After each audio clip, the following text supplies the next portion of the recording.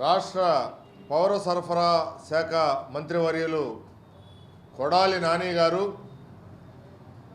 తిరుమల వెంకటేశ్వర స్వామి వారి నియమావళి సాంప్రదాయాలపైన కించపరిచే విధంగా అనుచిత వ్యాఖ్యలు చేయడం జరిగింది. ఎవడెమ్మ మొగుడు కట్టించాడు,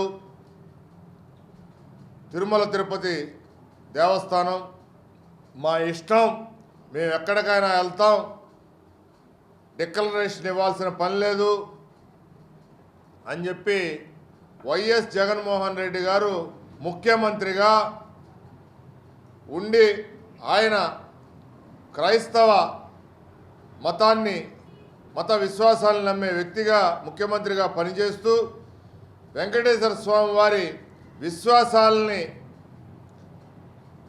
నేను బద్ధుడును, నేను గౌరవిస్తాను అని డిక్లరేషన్ పుస్తకంలో సంతకం చేసే అంశం మీద మరి కొడాలి నాని గారు చాలా నీచాతి నీచంగా మాట్లాడటం జరిగింది.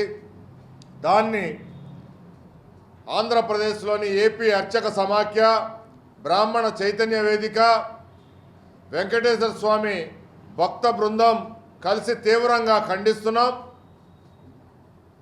ఒక రాష్ట్ర మంత్రి అయితే నువ్వు పనిచేసేది 2 సంవత్సరాలు 5 సంవత్సరాలు, ఒక రాష్ట్ర మంత్రిగా ఉండి కలియుగ ప్రత్యక్ష దైవం కోటాను కోట్ల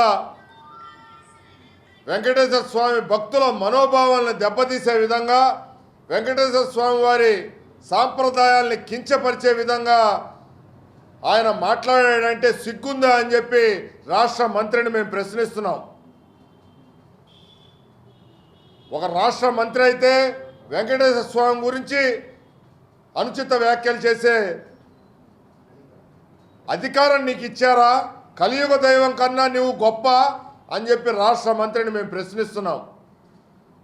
నువ్వు రాష్ట్ర మంత్రిగా ఉండి దైవం పట్ల కించపరిచే మాటలు మాట్లాడే స్వభావం నీలో ఉందంటే ఖచ్చితంగా నిన్ను ఈ కలియుగ దైవం వెంకటేశ్వర స్వామి నిన్ను నీ ప్రభుత్వాన్ని శిక్షించి తీరుతాడని చెప్పి హెచ్చరిస్తున్నాం. గతంలో ఈ దేశానికి ప్రధానిగా పనిచేసిన ఇందిరాగాంధీ గారు కానీ, దేశ రాష్ట్రపతిగా పనిచేసిన అబ్దుల్ కలాం గారు కానీ, అట్లానే యూపీఏ చైర్పర్సన్గా ఉన్న సోనియా గాంధీ గారు కానీ, విదేశాల నుంచి వచ్చిన దేశాధ్యక్షులు కానీ వెంకటేశ్వర స్వామి పట్ల మాకు విశ్వాసం ఉంది అని చెప్పి అక్కడ డిక్లరేషన్ పుస్తకంలో సంతకాలు పెట్టడం జరిగింది. సంతకాలు పెట్టిన తర్వాతే వెంకటేశ్వర స్వామిని దర్శించి తీర్థ ప్రసాదాలు, స్వామివారి ఆశీస్సులు పొందటం జరిగింది. వీళ్ళకన్నా గొప్ప ఈ ముఖ్యమంత్రి కానీ, ఈ ప్రభుత్వాలు కానీ గత సంవత్సర కాలంగా చూస్తున్నాం. వెంకటేశ్వర స్వామి భక్తులుగా, అర్చక సంఘాలుగా, బ్రాహ్మణ సంఘాలుగా,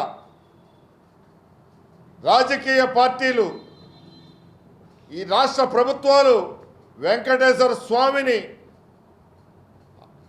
వారి రాజకీయ రొంపిలోకి దించి రాజకీయం చేస్తున్నాయి.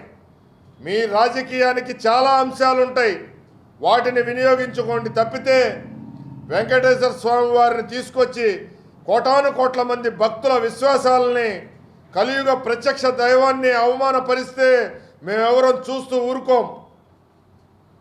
గట్టిగా ఉద్యమిస్తాం. తక్షణమే ఈ రాష్ట్ర మంత్రి, ఈ రాష్ట్ర ప్రభుత్వం వెంకటేశ్వర స్వామి వారికి క్షమాపణలు చెప్పాలి. చెప్పకపోతే గతంలో ఈ రాష్ట్ర ముఖ్యమంత్రులుగా, మంత్రులుగా పనిచేసిన వాళ్ళు వెంకటేశ్వర స్వామి గురించి కించపరిచే వ్యాఖ్యలు చేసి రకరకాల జీవోలు తీసుకొచ్చి వెంకటేశ్వర స్వామి వారిని అవమానపరిచిన రాష్ట్ర ముఖ్యమంత్రులు, మంత్రులు, రాజకీయ పార్టీలకి ఎటువంటి శిక్ష పడిందో మనం చూసాం. మన కళ్ళ ముందు జరిగిన సంఘటనల్ని గమనించాం. అయినా కానీ మీలో మార్పు లేకుండా ఇష్టం వచ్చినట్లుగా వెంకటేశ్వర స్వామి వారి నియమావళి సాంప్రదాయాల్ని అవమానపరిస్తే మీకు ఖచ్చితంగా వెంకటేశ్వర స్వామి వారు శిక్ష విధిస్తారు. అందువల్ల మీరు తక్షణమే ఈ రాష్ట్ర ప్రభుత్వం తరపున ముఖ్యమంత్రి, రాష్ట్ర ప్రభుత్వం తరపున ఎవరైనా కానీ వెంకటేశ్వర స్వామి వారికి తక్షణమే క్షమాపణలు చెప్పాలి. లేకపోతే అర్చక బ్రాహ్మణ సంఘాలు, వెంకటేశ్వర స్వామి భక్తులు తీవ్రంగా ఉద్యమిస్తామని చెప్పి హెచ్చరిస్తున్నాం.